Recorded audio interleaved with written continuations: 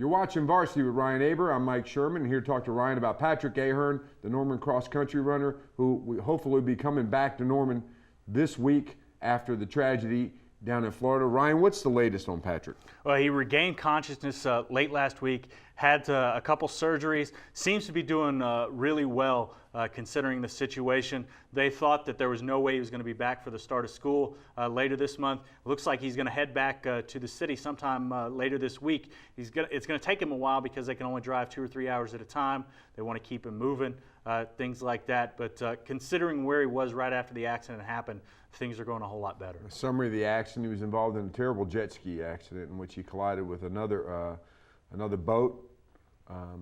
He lost. There was amputation of part of one of his legs. He was a promising cross-country runner, is and still will be part of that program. There's a lot we've seen this weekend, especially on Twitter, lots of support. You get to measure. That's one of the cool things about social media. What kind of reception do you think there'll be for Patrick when him and his family arrive? They want to do something for him when he comes back, whenever he's comfortable. They don't want to overwhelm him. Talked to Coach Scott Menard, and he wanted to make sure that it wasn't too much for him, but clearly there's a lot of people who want to express their well wishes to him.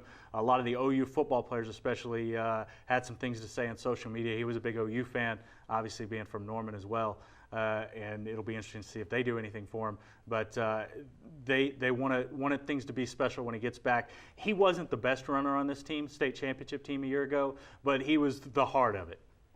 It's interesting that you should say the heart of it, and what's also interesting is the way communities respond at times like this.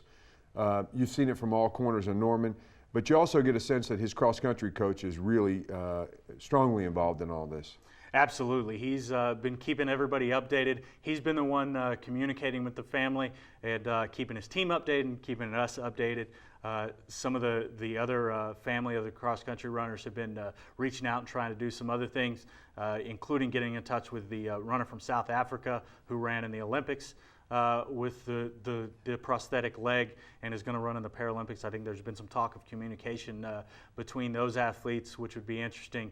But just a lot of support and a lot of love coming together for Patrick Ahearn. It's interesting too, Ryan, how this is new. This just happened last week, and already, as you see things, we're talking about pairing him up with a guy who provided inspiration to millions across the globe. What do you attribute that to? I think social media is part of it. The ease of getting in touch with somebody that is halfway around the world. I believe it started with a Facebook post, a Facebook message, and things like that, where you can get in touch with somebody even while they're going through what this athlete went through over in the Olympics. Thank you, Ryan. The thoughts and prayers of a community, a state, go out to Patrick Ahearn and his family. But that's all for this edition of Varsity with Ryan Aber. You can stay with the best coverage team every day at News OK and every morning in the Oklahoman.